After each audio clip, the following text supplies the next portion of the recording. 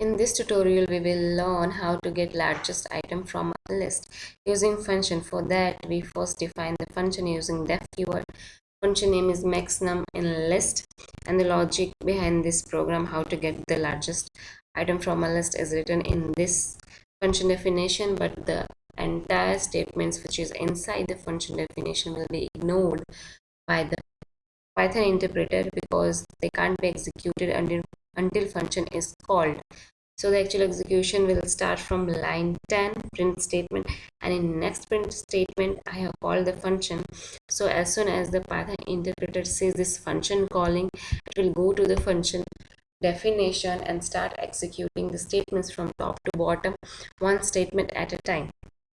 So the first statement of function definition is I have created the max num variable and assigned it the first value of the list.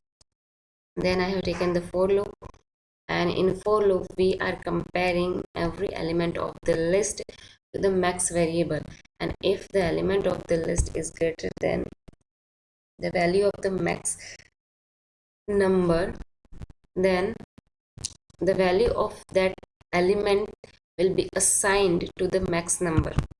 This is how the entire list will get compared, and at last we get our largest number, and the function return that largest number when we call the function.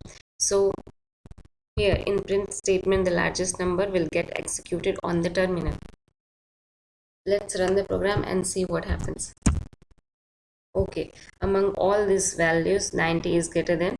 Now let's change the parameter.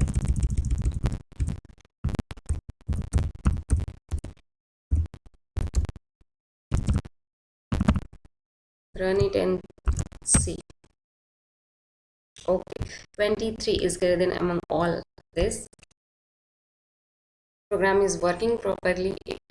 If you like this video, if this video is going to help you, then please hit the like button and subscribe my channel to get more videos like this.